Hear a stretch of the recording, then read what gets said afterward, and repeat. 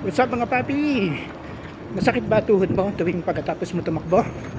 Baka runner's knee na yan. So, ano ba yung runner's knee? Ang runner's knee is pain around or behind the kneecap, often due to overuse or muscle imbalance. So, ano ba yung mga symptoms nito? Pain habang tumatakbo or pag umaakyat ng hagdan or pag nakupo ka ng matagal.